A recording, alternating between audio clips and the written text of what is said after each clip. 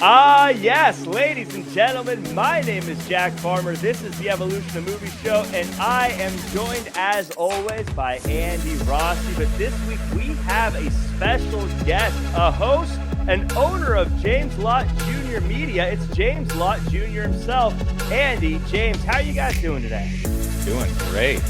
Rocking a mustache today, and James has got a beautiful Dare shirt, so I think we're ready to go for 1982. The 80s, I see out of the three of us, I remember 1982. I was there. And I had a mustache like his in 1982. I went and saw this film, man. So I'm very excited to talk about it, seeing it now, today. Was it 40 years later? 40 years later. It's going to be fun to be with you guys. I'm very excited to be here. I'm excited to jump right into it. Let's talk about it. But if you're new to the show, first off, I want to say this is the Evolution of Movies show. We call it the Evolution of Movies because we watch a movie and we chat about it, kind of book club style. But we always watch a movie that came out 1 year after the last movie. So we start with 1980, then we go to 1981, then 1982, and that's actually the year we're in. So I'm going to stop right there. And that's it. This is our last episode. So speaking of 1982, let me take you back to a time when movie theaters had hits like Blade Runner, The Wrath of Khan, and of course, Grease 2. But we aren't talking about any of those. We're talking about 48 Hours, a movie IMDb describes as a hard-nosed cop reluctantly teams with a wisecracking criminal temporarily paroled in order to track down a killer. Rotten Tomatoes has it sitting at 93%. Now, I don't know if I've ever intentionally watched this movie before, but I know I've seen it on like movies for guys that like movies a million times, I'm sure. Andy, I'm going to start with you. Just a quick, does this movie deserve a 93% in your opinion? Oh, man. I mean, if you go back to 1982, I mean, we just watched Flash Gordon from 1980, and I think that got like an 80 something. So yes, it's all relative. I would say perhaps it deserves a high ranking. Yeah, this movie filled with actors that made me go, wow, he was so young back then. James, you're the guest here. I want to ask you, had you seen this movie before, and what were your thoughts going into it this time around? Good question. So I said, yeah, I saw it in the theater. So I saw it when it came out. And I remember Nick Nolte was like the man at the time, and Eddie Murphy was really coming up. It was like he was this young comedian actor. So we were excited for him. And I said, okay, I want to go see this. And so I was my dad. I think I saw my dad probably in Sacramento somewhere. So I saw it then, and then another 48 Hours came out in 1990. And so I saw it on VHS in 1990 to kind of get myself back and like remember what happened. Well, you really didn't. Can you explain what a VHS is to the listeners who don't know? Do I have one? Yeah, I have one right here. No way. I have one right here. We taped Falcon Crest back then. I found this tape. So it's a VHS tape. Oh, that's great. I'll be ready for you. I told you I'm ready for you. Wow. Props, everything. Okay. So I worked at a video store called Music Plus, which is gone. And I went to the video store to get it. I watched. So last time I've seen this movie was 1990. So that's 32 years ago. Wow. And I remember I liked it when I saw it. I remember it was lots of, I was a boy. I was a teenager. I was like, it was lots of action, lots of gore, lots of shooting, all that kind of stuff. But I was kind of like, I'm really curious to see if it holds up. That was my initial thing going into watching it on my big television on Paramount Plus. Was a very different experience than seeing it at the theater or on VHS tape. Hey, Paramount doesn't sponsor this show. Don't give them a shout out. I was like, find this thing. I'm like, there's no video stores anywhere. No. So let's get into breaking this movie down. But before we do, as always, I want to thank everyone who's checking the show out on YouTube or listening wherever they catch their podcasts at, whether it be Spotify, iHeartRadio, Apple Podcasts, all that good stuff. Thanks so much. Now, take it another step. Hit like button, comment, share, subscribe, 5-star review, all that good stuff. Share it with your friends and all that. Let us know what you think, and we may read your comment on the air if I like it or if I remember to look it up before we record the show. I did not remember to do that today. Get him next week. So let's start breaking down this movie. It starts Out by a farm, a chain gang is working on the railroad all the livelong day. A man drives up wanting water for his overheating truck, but it's all a diversion to make a break for it as our bad guy gets away. They leave a guy dead at a bus stop and then head off to a hotel. And meanwhile, Nick Nolte wakes up next to a girl who's totally being a stage 5 clinger. She wants something more, but he doesn't really want us, so he takes off. James, tell us about the world that this movie is presenting to us and that we live in while watching this movie so far. Now, also, you watch this movie with a different lens these days, so watching it back then is really fun. What's funny is it's the music. That's the first thing I was like, the 80s sax filled music. Like, that's so 80s. I was like, oh my goodness. And it really did on some of them bring me back. Like the memories are flooding in. Each sax note, the memories are flooding in.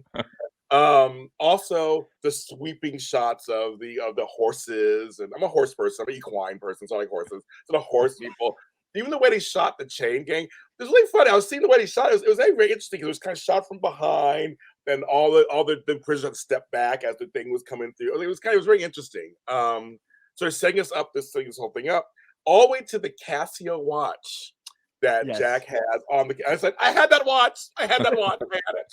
I'm like, I mean, for me, it was like nostalgia overload. I was like seeing us. I'm like, oh my god, the hair.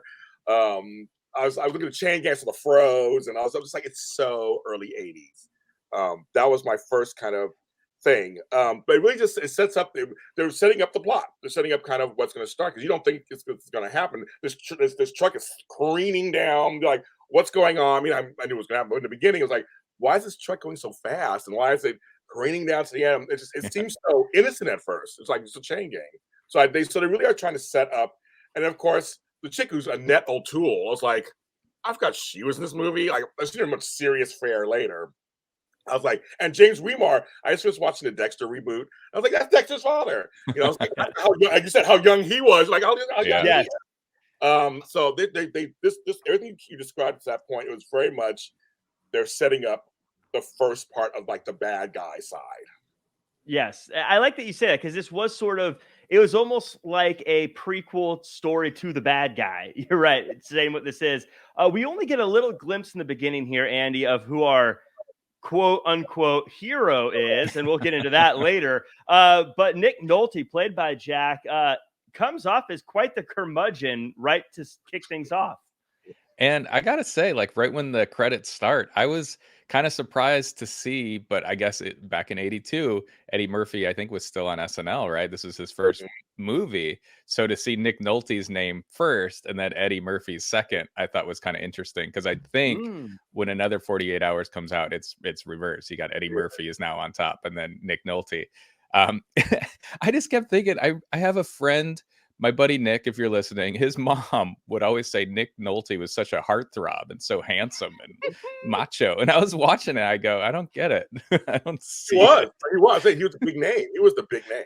Yeah, and to me, he just looked like he was like a maniac the whole time. I'm like, how's this guy so handsome? He's like a racist maniac. Was this? Hey, don't jump ahead. He hasn't. I didn't mention Tonto at the beginning too. I didn't mention it at the beginning.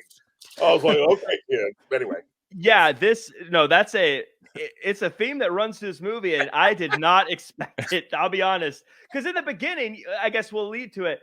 There's shades of the racism, but I thought, it's because they're on a chain gang and these guys are all bad people and they're jerks. Okay, that's why it's there. But we will continue to get into it, because that wasn't just a thread. That was like a knitted scarf running throughout this movie. It's crazy. So we move on, and Luther is having a bad day as Gans wants his money. Was it Gans or Gaines? It was Gans. Right? Gans, that's right. Luther's having a bad day as Gans wants his money, so he keeps Luther's girlfriend as collateral until he gets it. While he waits, Gans hangs out in a hotel room wearing what I assume is a tank top knitted by his grandmother, while he also is getting badgered by the woman he's with. Jack and his cop pals verbally beat down a hotel clerk trying to find Gans. There's a shootout, and one of the cops dies, and the other gets shot before Jack chases down the perps. Shots are fired, and because of a couple of hostages, the bad guys get away and kill Jack's buddy. Back at the station, Jack is getting crap, but he's flipping it back like a chef at a burger joint. But he's undeterred. He figures out who the killer is and vows to track him down while the chief yells at him about how he needs to get a partner. Andy, this is sort of that part where now we're seeing the cops clash with the bad guys. And this was the point in the movie I was kind of surprised we hadn't seen Eddie Murphy yet, to your point earlier about him not necessarily being the Eddie Murphy we know him so far as. And me, I'm starting to wonder when the comedy part of this movie that it claims it is kicks in, because I had not laughed yet at this point. Totally. I'm so glad you mentioned his tank top too. Gans's tank top was so great. But yeah, that shootout in the hotel, I was thinking the same thing. I'm like, this is going to get funny. Eddie Murphy's going to jump in. But no, the whole time it's like a serious, and those gunshots, I don't know if you noticed this. I don't know why this made me laugh. Every time somebody shot a gun, they like posed with it. Yes. Like they kind of like had like a little, they all had the same pose, the two-handed spread their legs, two-handed. Like, I don't know why this made me laugh. But, and the gunshots are so loud. It's just like these explosion sounds all the time. But one line I had to write down that I don't know why I thought this was hilarious is Nolte is a cop, right? So he can call backup or he can call for somebody, Instead, he yells to the poor hotel clerk. He says, "Call for help now." And she's like, and then I noticed she calls the operator, not 911. And then I was thinking, I'm like, in 82, I think they had 911, but I'm like, what's she messing with the operator for? I don't think we did. Oh, you did? There wasn't. Okay. Wow. This may So make you feel old, James, but they invented 911 during your lifetime. They did. Yes. Wow. So wow. Okay. Yeah, you're still all stumped. Well, and one person, sorry, just sidetrack for 1 second. We have to give a shout out to, I don't know if you guys watch Breaking Bad, but or Better Call Saul, but Mike Ehrmantraut is one of the cops he's the second cop that gets shot. But I was like, oh, young Mike. He's always a cop and everything. Yeah, he was another guy that was like, oh my God, that's him when he's young. Gans also, because he was also in the Warriors, I believe, as well. Yeah. But also Luther was in the Warriors. He was the come out and play, I think, guy. Shoot. Okay, yeah. I could be wrong, but I think he was he was in The Crow as well. He was one of the bad guys in that always stands out to me. So yeah, just Luther. A ton of people that you're like, oh wow, this person was a youth at one point. We were all young at one point, Jack Farmer. Man, I guess. I'm so youthful myself. I don't really know, but wait. And I'm thinking this guy, Nick Nolte's character's name is Jack, and it's 1982. And Jack, I believe you were born right around that time. Yeah, I was. I'm was wondering. I named after Nick Nolte? Yes. James, was it just me, or did Nick Nolte look like an SNL character playing someone from the 70s during this movie? It was the cliches. It was completely the cliches. Everything. Yeah. The whole beleaguered cop who smokes and drinks for breakfast. The relationship. The women in this film are expendable. I forgot that's the 80s. I totally forgot. It's like all of a sudden we see breasts. It's like all of a sudden the chick going, "I'm talking to you. I'm talking to you." I'm like, put on a robe, lady. Like, hello. It's like they're just so like expendable. It's like so, but his character especially was, when he got to the station, they had the hard-boiled black chief of police who's like, I'm like, all those cliches were so real back then. So real. I don't know. They didn't have Red Bull back then, but I swear that chief drank 6 of them before he did that scene. Because he just unloaded every time he's on the screen. He just lets people have it. I wonder if the director was gonna tell him to maybe cool it a little bit, was just terrified. Like, I'm not gonna tell that guy not to do what he's doing. Yes, Mr. Kehoe. And also, a side note, kids, because I have a series that I write and direct called The Easter Hare, and I'm from San Francisco, so this all is like complete like nostalgia for me. But that they're not called detectives; they're called inspectors. So, because somebody asked me, he goes, "They're not called detectives." Like, no, in San Francisco, they're called inspectors. So they use the word inspector several times in there, and that guy was a chief. Also, Space Kid, who Luther about Gams was watching, is an actual animated short from 1966. Oh, And wow. is that for real? And it actually really was an actual animated short film. And he was super into it. Like, He was. Totally into like, it. like James said, Yeah. he's got a naked lady next to him, you Yeah. know, and he's just like, nah, not interested. This cartoon's pretty awesome. He's like, I've been in jail for a long time, lady. Do you know how long it's been since I've seen a cartoon? But I want to bring up something about you mentioned at the police station, and I don't know if you guys caught this or not because we're all in the movie business and Mhm. business and all stuff. The scene was actually very intricate. Mhm. So they had everyone overlapping talking. It was like the camera was just going forward. There was a lot going on. The chick who was with Homeboy was being interviewed by the officer chick. Jack was being talking to the other chick about what was going on the wall. The cops over here. They were all intertwined. Like he walked by, say something to the chick. She's like, "F you," and then you go back over here to something else. I was watching, going, now this scene actually, it felt like a real police station. Yeah. It reminded me of ER. I'm a huge ER fan. And whenever they had the big shots of being either the ER or the front desk, they had different things just going on. The camera just follows whoever's talking. It wasn't like that this conversation was illuminated and the rest were muffled like you see in a lot of movies. And there was like everything was going on, but there was something going on that still forwarded the plot. Hmm. It was all happening all at once. I just want to mention, I thought that was very interesting choice. Yeah. It did do a good job of sort of developing the Jack character and that he lives in this total constant anarchy and everyone's a jerk to everyone. So you could kind of see how he could become a jerk by living in that day in and day out. Yes. But hey, he needs a partner, right? So Yes. where And do we find one? Also, one other thing I was mentioning, because I'm from San Francisco, they showed the Old Bay Bridge, which is not there anymore.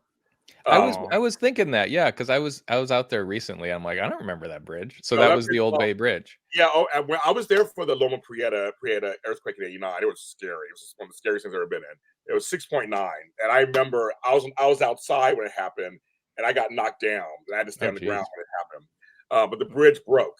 That's all. What part of the bridge broke? So they That's right. replaced it in the last 15 years or so. Now it's a whole new bridge. But that was the old Bay Bridge. Yeah.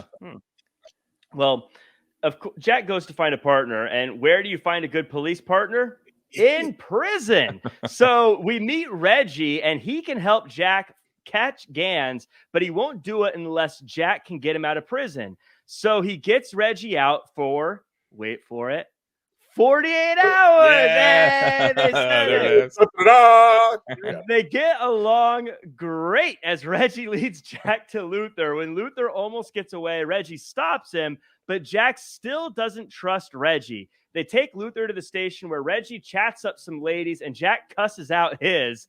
They head to a strip bar and they make a wager. Now, not a strip bar, a regular bar. Oh, no, it was a strip. No, that was a different bar. We saw titties though, but it wasn't. We did. This is just a regular bar. Before we get into the bar, though, I want to talk about we finally get Eddie Murphy in this movie. We finally get Reggie and James again. This is where I was like, okay, the jokes are going to start, especially as he's like singing in his recliner in prison. Yeah. Don't really get jokes though. But tell me about Reggie and how he's now been interjected into this movie. Yeah, I mean, it's signature. It's still kind of signature Eddie Murphy because he's singing on a recliner in prison, listening to a Sony Walkman. I had one too. I remember my Walkman. I did. Singing Roxanne by the Police. Love that. And just, living a lap of luxury, but in prison. Like, to me, that's such Eddie Murphy character thing that he played back then. And so there was a little bit of humor. Remember, there was a little bit of humor of them going back and forth, trying to make a deal because he wants to get out. He has 6 months left. He wants to get out. I love the premise. It's 48 hours. That's the whole premise. But we see glimpses of Eddie Murphy there. You're right. They got serious when Jack's walking away. He's like, "F you," and also we got serious. But there's little glimpses of kind of like this is an Eddie Murphy type character. It was. Eddie Murphy type character. Yeah. Now, Andy, do you think that Reggie singing Roxanne by The Police was an intentional song choice? I didn't think of it till just that second. That was good. Yeah. I was thinking too, yeah, because it's hard because you're watching this movie forgetting it's 82, but Roxanne, that was like a popular song at Huge the hit. time. Yeah, because I was thinking, I'm like, oh yeah, Sting, The Police. I remember that song, but it was like, oh no, that was like a hot track around that Yeah. time. So It was a hot track, Andy Rossi. Yeah.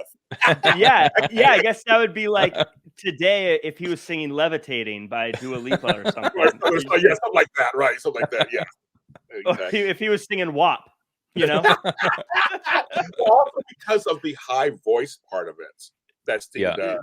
That was used for comedy effect, Jack Farmer. You didn't laugh, but also was used for that he can't sing as high, you know. I know.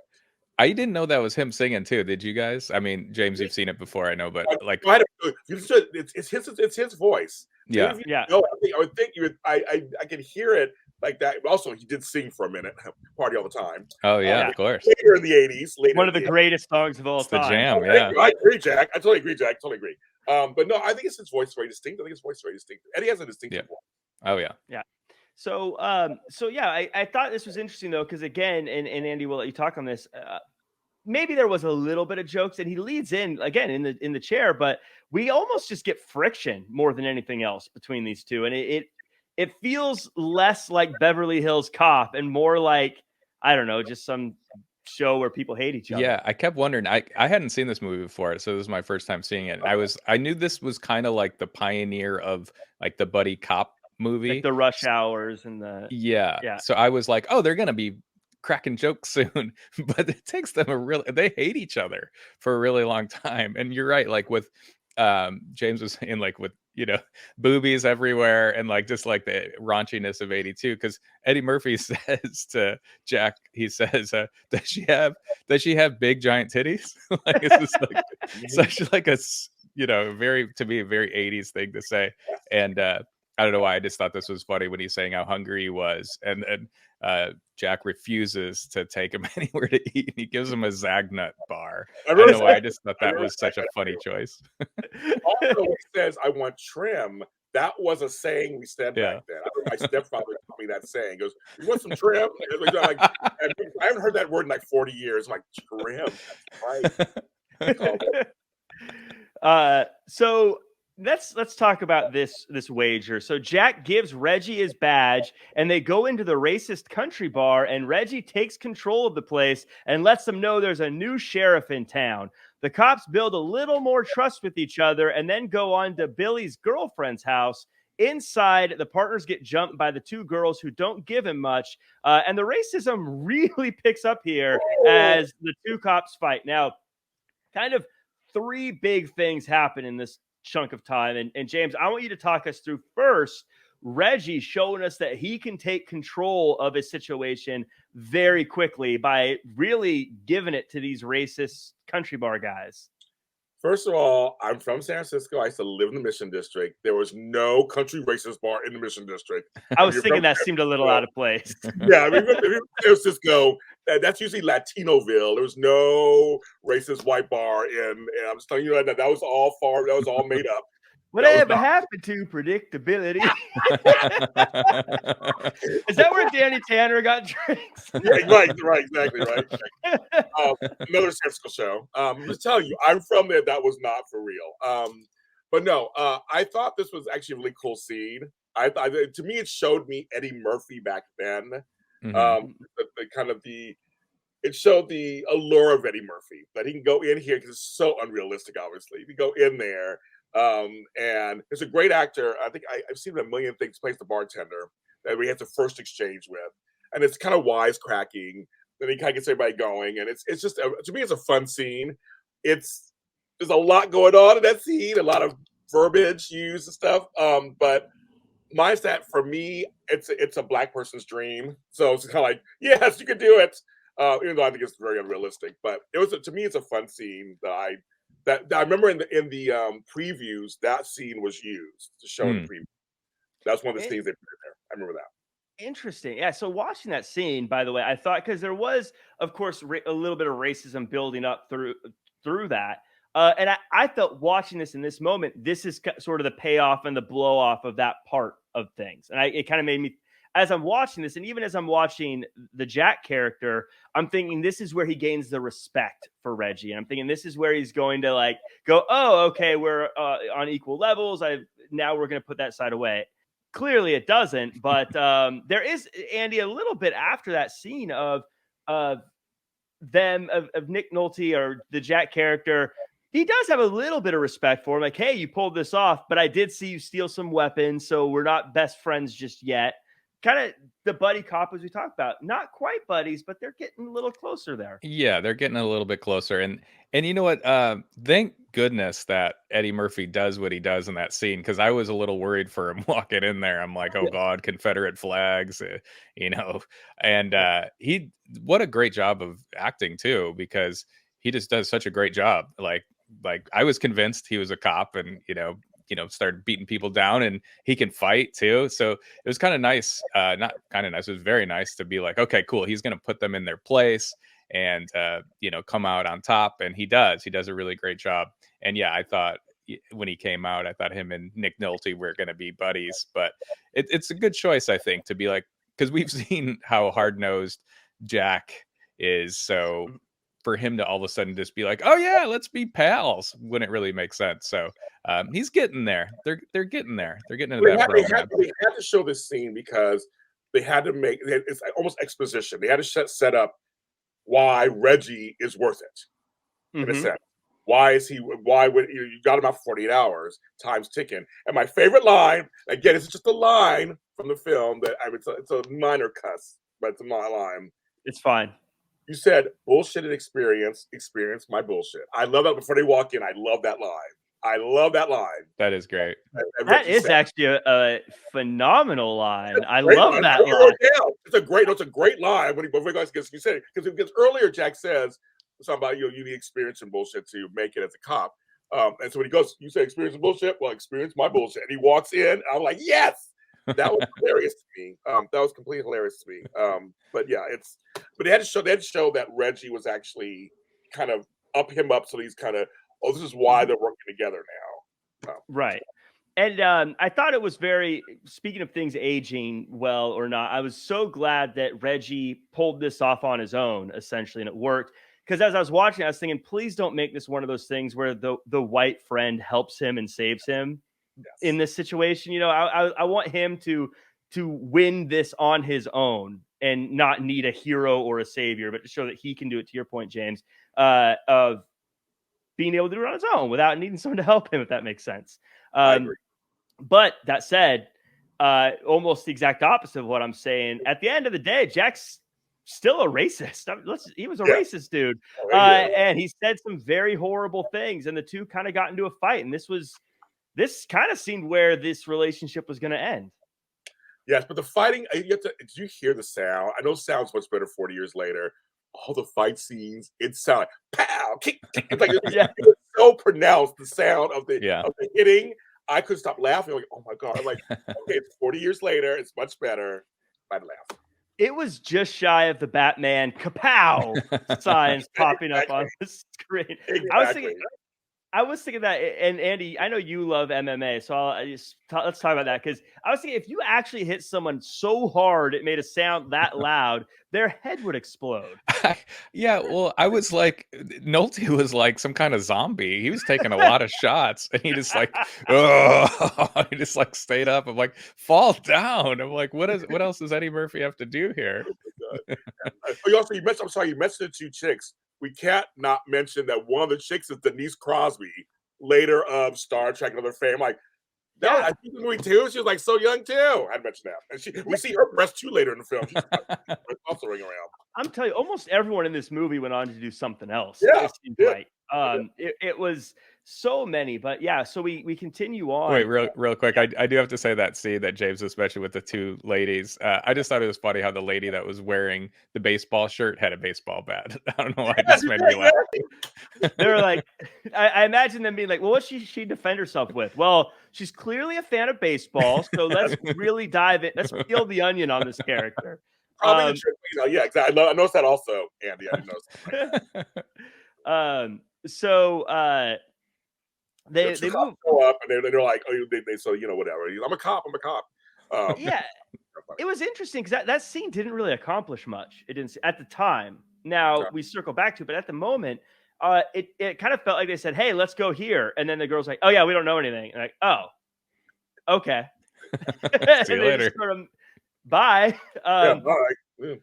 Well, after that, finally, Reggie comes clean about the money he's waiting on. So they drive to the car that has the money in the trunk, but they have to stay overnight before they can get into the garage. The next morning, they see Luther take the car, and they follow him and also see Gans about to take the bag of money. A chase occurs as Reggie goes after Luther and Jack goes after Gans, and the bad guys get away when the cops stop the cops. So again, this story, Andy, it sort of unfolds a little bit more here because now we know what the money is. We know exactly what everyone's going after, and we really see how everyone is interconnected in this whole thing.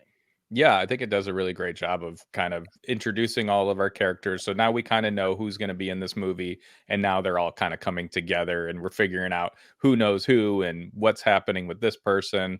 And yeah, it's really great to kind of put it all together. And I don't know why I just kept thinking to myself, the guy that plays the Native American guy who I know is in Predator a couple years later on. I kept thinking, did he kind of look like his name? Yeah, Billy. He looked like an Elvis impersonator or something. He had this big like hair and he had like these leather pants or like tight pants. It was the 80s, Andy. It was the 80s. I thought he had great style. He did actually have good style. He was a good-looking fella too. He had a great body and everything. I was like, well, dang, you have to die? Shit. James, let's actually talk about that because honestly, throughout this movie, I felt like he was the scary one, even more than Gans or anyone else. He seemed like, because he was the muscle, he seemed like he was the one that when it was time to get away, he was the one that really facilitated it. He made the breakout happen. James, am I wrong in saying that Billy was the real bad guy in this movie? He was, but they wouldn't let him do it, of course. It's the 80s. So, of course, the white guy is going to be the main star, a little above than somebody of color. But I agree with you because there's a scene that comes up, a little later that I thought could have been a really great scene between Eddie Murphy and him. It could have been a great scene, but they didn't do it as well as they could have, I think. But he was the scary one because in the beginning he's the one driving the. It's like he should have a bigger role. I think he should have a bigger role, but it's of the time period. They may do it now. But back then they weren't going to do that at all. But what I want to talk about is that another great choreographed scene at the Muni station. So if you're not from San Francisco, there's BART and there's Muni. And that actual station, Church and Market, I took it every morning to go to work. Nice. Oh, I knew. I was like, I used to work that thing all the time. They had trains when you were growing up? we ran with our feet. They're powered by the sun, Jack Farmer. They're powered by the sun. Yes. But I used to take that train. It was the K train, the L train. I take those all the time to go to work. I used to take them every time. So I thought that was great. But it's a great scene for us because they have stairs, escalators. Also, you have the train tracks. So they have people in the way. All the extras were in the way as they're trying to, like, where's Luther and where's him? And then other cops are coming in, which normally they would. There's always cops at that station. So that actually makes sense. That big Americans go through all the time. So like that whole scene was greatly choreographed. And then James Horner, who did the music, who later went on to do Titanic and all that, My Heart Will Go On and stuff. Another guy went on for other stuff too. It all worked to me. Like I said, again, these kind of big scenes, I kind of like them. There's no comedy in them, Jack, as you said. It's just straight up cop action drama. And they get away. I mean, the whole sequence on the Muni train and how he couldn't get on because the other time. I love that whole sequence. I liked. Yeah, this was, and also what I liked about this, there wasn't a lot of comedy, but this is where it felt like Reggie really started giving Jack a hard time, Andy, where he was like, "Look, you're the cop. You stay up and wait. I'm going to go to sleep in the back of the car." Here. Right. and he was kind of giving him a hard time. We got to see a little bit of glimpse of how funny Yes. Eddie Murphy could be there. Well, I was just gonna say that's when I'm finally like, okay, I think this is turning into a buddy cop. Is when Nolte comes back from breakfast and he waits a little bit. He looks at Eddie Murphy sleeping, and then he slams the door real hard. I'm like, Right. okay, all right, they're starting to get playful with one another. So Right. it's coming. It's getting there. But yeah, so that happens, and now the movie continues on as Reggie's going downtown, and Jack has his girlfriend calling him again. But Reggie followed Luther and waited for Jack at a nightclub. Luther's on the move, and another chase begins. Luther gets on a bus and gives Gaines the money before Gans shoots him. Then Jack and Reggie start shooting at the bus, and the bus is shooting at Jack and Reggie, and it's a whole thing before the bad guys get away yet again. So, Andy, this is one of those scenes where like things are picking up, speed is picking up. The bad guys and the good guys are starting to interact more and more, and it's getting more and more violent. And it feels like even though the bad guys are getting away, the showdown is about to happen. They're about to have to. One of them is going to get killed eventually, right? And poor Reggie just wants to get some trim, and he finally is about to, and he goes outside. I just thought it was funny, the timing. It's like, it just so happens right when he goes outside, there goes Luther, running off. One thing I wanted to ask you guys, do we know what happens to Luther's girlfriend? They like kidnap her. She's running around throughout. Does she die? Expendable. Women and chicks are expendable in these films. We don't know what I'll tell you this right now. I couldn't tell you what any of their characters' names are right now. In this entire movie, not a single female character's name I could tell you right now. Oh, Candy. Candy's the one that he's trying to get trim from. That's the one I remember. Is that her name? Or is that her... I don't know, but that's what he said. Because and the way he talked to her too, I'm like, oh, that's never gonna work out. But that's how movies were back then. They just be like, "Hey, baby," and they'd be like, "Oh, I got $20. Want to go to that hotel?" It's so bad for women. I understand why women want to protest now. I totally get it. We were pigs back then. James, you were there. You lived in San Francisco in that time. Is it possible for a guy to be like, "Hey, I'm out of prison for 48 hours. I don't have any money. I'm going to borrow $20 to get a motel real quick. You want to go with me?" And the girl to say, "Yeah, sounds great." No, we obviously unrealistic. That is not happening. Well, first of all, that whole scene. Now that bar was much more realistic in San Francisco at that time. And of course, the band was the Bus Boys. They were huge at that time. The Boys Back in Town was a huge song which they played in the movie. Yeah. So I recognize. I said, "Oh yeah, I remember they were big for a minute. They were they had some stardom for a while there." Because of this movie. I remember the songs playing on the radio. I remember seeing them on American Bandstand and on Saturday, the whole thing. They were big for a minute. But this scene was very 80s. It was everybody was dancing. The whole thing was just like, I loved all of that. Mm-hmm. And it felt like San Francisco. The whole thing with Jack and his girlfriend was getting on my nerves. It's like, again, she's looking at another bar somewhere, and it's just like, it's again expendable. And yeah, it was. And Luther wanted something. The bus sequence completely, I loved it again.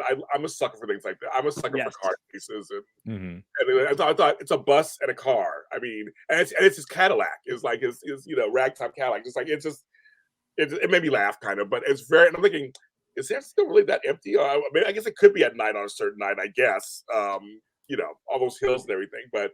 Did they crash into a Cadillac dealership too? It did. It was a Cadillac dealership.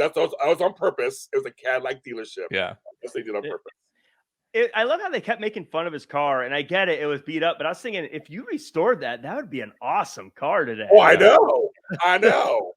Hello. So they kept making fun of him, and I was like, that's kind of a cool car, though. Like, yeah. But I guess that's the difference in timing, though, because for him, it was just an old car, but now in our time, it's a classic. I'm sure. Mm-hmm. That's true. I'm sure that 93 Ford Taurus that someone's driving around is soon going to be a classic. That I used to have a 2001 Ford Taurus. I used to have one, and it just finally died one day. I said, "F you!" You said on the side of the road. That was it.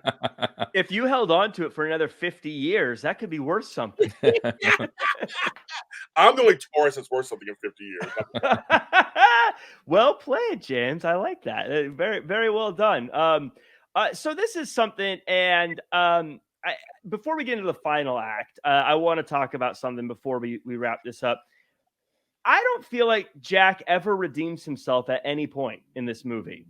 And I'll let either of you guys take this, but the whole time he's saying these horribly racist things. He's doing all this terrible stuff. As we mentioned, the women, by the way, every scene with a woman in it, you could probably take out of this movie, and the movie's unaffected for the most part.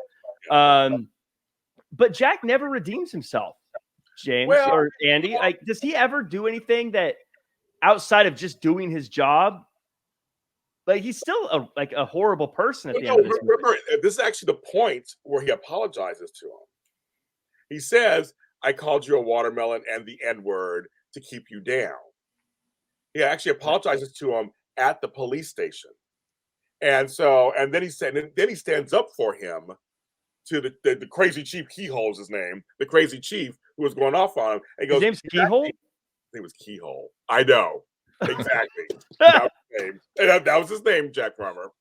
I guess you're right. And let's just get into the wrap up because that's kind of the next scene here. And I'll let you continue from there. But the chief is mad at Jack, and Jack sticks up for Reggie, and Reggie sticks up for Jack.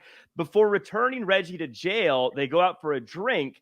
There, they realize that dumb guys try to patch things up with their girl, so they go find Billy's girlfriend again. There, Reggie kills Billy and starts the chase with Gans. Gans gets the jump on Reggie and takes him hostage. Jack takes the shot anyways, and we know that he hits Gans because Gans says, and I quote, I got shot before Jack finishes the job. He did say that. Jack says he'll let Reggie keep the money, but if he breaks the law again, he'll bust him before taking Reggie back to prison. Now, James, you were talking about the redeeming moment for Jack, I guess, and I'll let you continue that, but I guess I was saying, I feel like that wasn't nearly enough of a redemption for all the things he had done before to just say, my bad. Yeah, no. I mean, as I was going to lead into, I'm just saying that that was his form of saying, I'm sorry for saying all these horribly racist things towards you, calling him convict all the time. And it was a whole film of his dialogue with him that you can't wash away.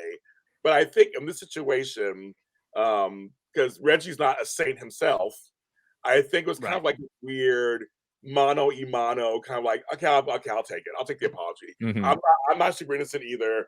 At least you apologize. They start to really bond a little bit. They actually started to like each other. So that was like, okay, we all say stuff to each other. I mean, again, it would take a lot more from me if you and I did that for years, Jack. I'd be like, no, I need more than this. I'm sorry I called you a watermelon. I mean, I need more than that. Right. But I think it's film context because it's kind of rough and tumble, and that it was like, okay, it's fine.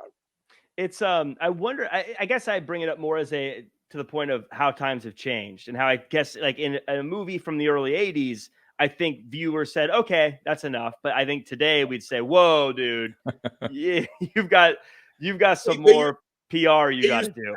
They use the F word in it, which for gay people, they used a lot of language that I remember in the '80s we did kind of all gloss over it. It's like, don't be an F, or don't be an S, or don't be like. I mean, we all said it on some level, and in the films reflected that. And many of the movies that you guys are reviewing and you love, there's all kind of language. You're like, you can say it today, and you could say it in the '90s. Like at some point, it did cut off. It was like that's not acceptable anymore. I think with the advent of people's rights, people fighting for their rights, different groups, other groups, it started to change. But they're calling people, like I said, in this room, Tonto, and all these things. Like all these things, like they wouldn't be able to say that now. I mean, it just wouldn't happen.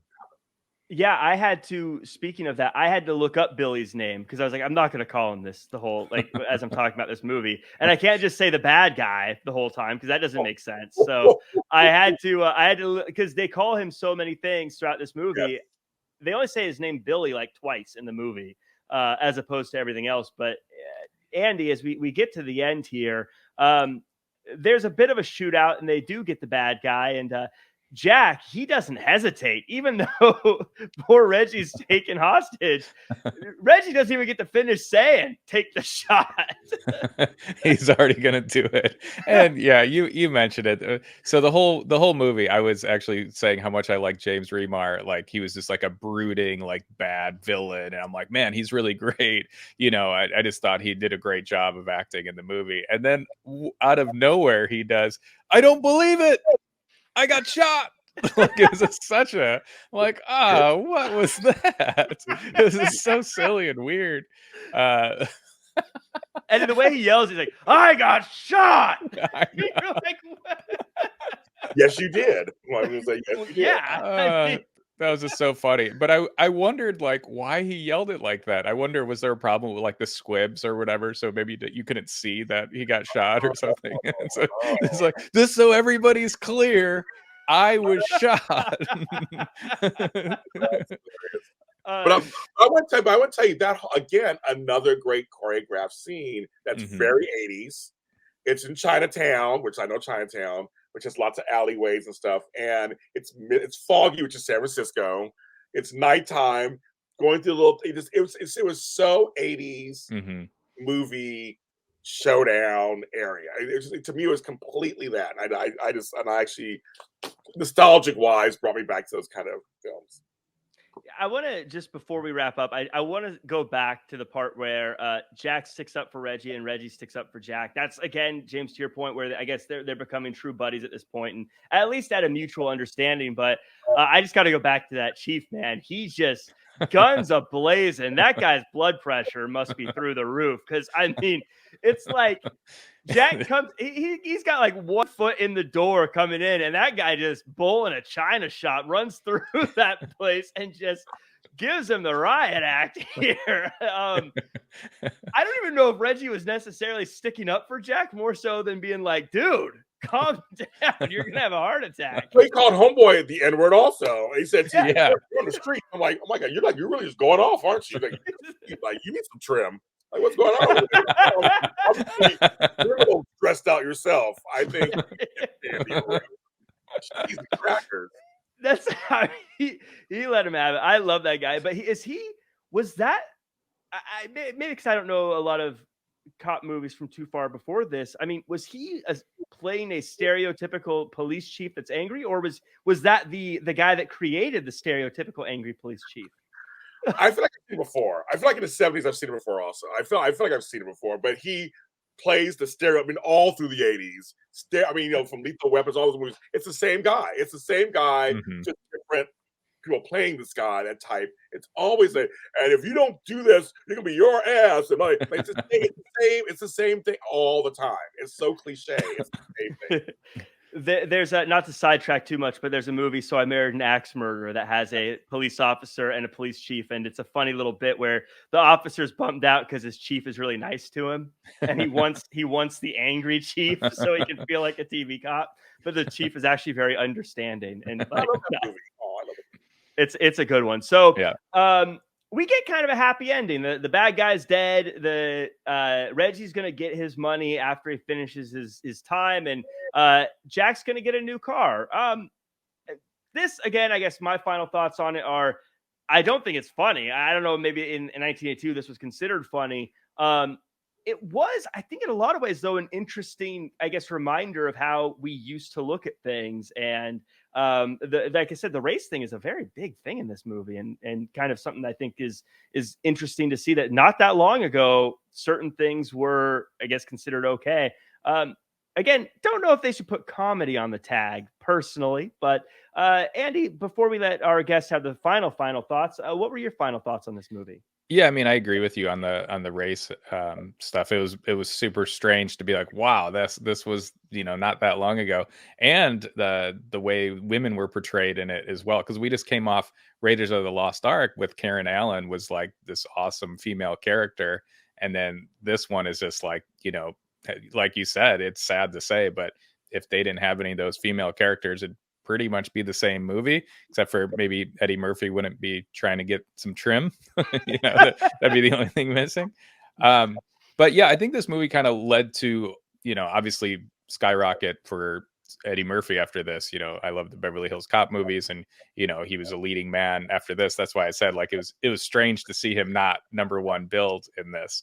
But this was his first film, and I think it kind of like started all the buddy cop films that came later in the 80s and 90s. So I think it was like a interesting to see. But yeah, I was a little thrown at I'm like, oh, Eddie Murphy, this movie is going to be hilarious. And it was like very much not like a hilarious Eddie Murphy movie. But I did like how Nick Nolte finally, did apologize. But yeah, like Jack said, and James has said, apologized, maybe not enough, but we did get finally some buddy cop, little bromancy kind of thing, and they have a nice little thing at the end where Reggie steals the lighter, and I think it's a nice ending. I wasn't it didn't seem like there was going to be like, oh, let's see a sequel to that.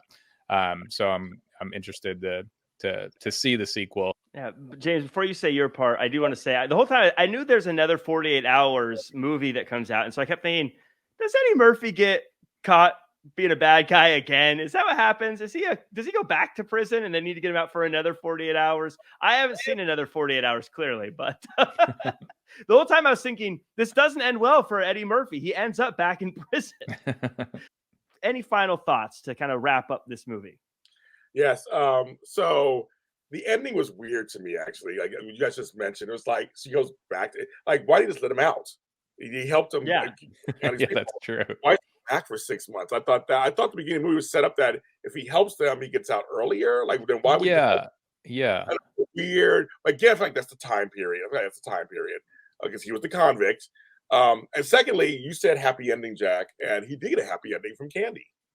Hey, I gave her the $20. I was like, she goes, I'm not. I told him about that camera. I'm like, that was the weirdest. I'll be in jail for 6 months. I'll come back. We'll have dinner. It's like, okay. I'm like, okay, yeah. I mean, that's true. I don't know if that's how that conversation would play out. No. Specifically. No. It was yeah, I think James. I think maybe that's why I didn't feel like the Jack character really came around, because I was expecting Jack to at the end say, "Hey, because you were so great, I was a jerk. I want to make it up to you. I got you off the rest of the prison sentence." But no, he's like, "Nope, I'm taking you back, and if you mess up again, I'll send you back again." Yeah, and it was a good. And I was hoping that at the end, because they opened kind of his scene with his chick again. I don't know her name either, Annette O'Toole. That he would like make it up to her or something. Right. Like at the end, he's back with her. I'm sorry, I had a really weird 48 hour, like some kind of wink or nod at the end, but they didn't do that either. And I thought, so the ending is weird because I did see another 48 hours, which wasn't as good as this one. And it was also, I'm curious when you guys ever watch it one day. It got a lot of flack because, yeah, I won't give it away there. I won't give it away. Okay. The spoilers, but I didn't care for the premise of the second one. So yeah. I was kind of mad. I was mad at the premise of the second one, actually. Yeah, I never understood why they even showed Jack's girlfriend, because he just hates her.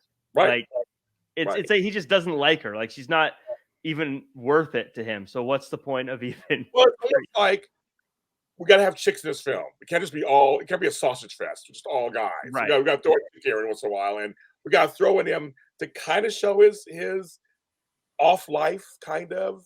Right. But they didn't intricately do that. Like I've seen shows do a lot better. Obviously, she still feels like she's thrown in. Like you said, we took her out, no one will miss her. I mean, sorry, Annette. I don't want to take your money off your plate or anything, but it's like it wasn't anything spectacular. She was just an ornament to him, and that's what's so sad. But the film itself, like I said, some of the action scenes are great. The film does not hold up in terms of like by no stretch of the word. But another 48 Hours came out because of Eddie Murphy's popularity. That's why they went back, because of all the sequels to Beverly Hills Cops were big, and he was doing all big stuff. So that literally is why the other one movie came. It was literally that's why it happened, I think. And so this was like an early good. We got a piece of Eddie Murphy's laugh, his signature laugh towards when he was having a drink. He does a little laugh. Okay, there's Eddie Murphy laugh that made him famous. Also, a little glimpse. But I wonder if he forced that in. I wonder if they're like, no, do another take. He's like, okay, and then he did it again. Like, maybe less laugh. He's like, okay, and then he did it again. Like, whatever, we'll just keep it in. Exactly. I don't think it was meant to be in there. But I think for me, watching a film from 40 years ago. We should do that. It was what we should do that once in a while. Look at some old films that we saw then, I saw then, and get a fresh perspective of them. It's very interesting to see them now with today's lens and feeling. Well, that's Yeah. what's fun about this show is seeing the progression of movies year after year, because it's interesting how they do change over time. Yeah. Yeah, especially having like the Nick Nolte character was so like for me at least, just he was never really likable, and to have that as your like main character in like a buddy cop film was very strange. But The anti-hero. yeah. The anti-hero was really Yeah. big in the 80s. It was very big in the 70s and 80s. The anti-hero was a big thing. Well, speaking of anti-heroes, we have a little bit we do on this show, James, and it's called it's an old premise. It's 6 Degrees of Kevin Bacon, and Andy Rossi always tries to find a way to connect Kevin Bacon to one of the actors in the movie in 6 moves. So, Andy, were you able to do it this time around? Absolutely, yeah. So Eddie Murphy was in a movie called Showtime with Robert De Niro. Oh, geez. Okay. Robert De Niro was in a movie called Sleepers with Kevin Bacon.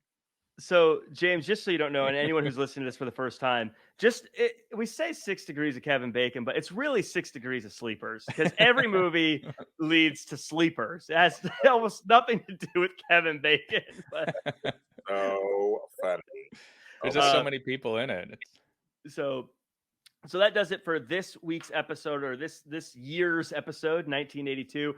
Our next episode is going to be 1983's Kroll, starring comedian Dax Jordan. After that, we're doing 1984 Ghostbusters with Emily May as our guest, and night after that, 1985's The Goonies, starring with not starring, but special guest Alyssa Marino. Excited for all of those. But before we go anywhere, James, where can the world find you online? Thanks for having me on. I love The Goonies. That's my time period. Again, it's just a classic film. All the characters, everything is just. I'll be watching the episode. I'm excited to see that one. We're all James Lott Jr. are sold at James Lott Jr. on all social media platforms. I am JLJ Media. I have over 45 shows weekly that come out.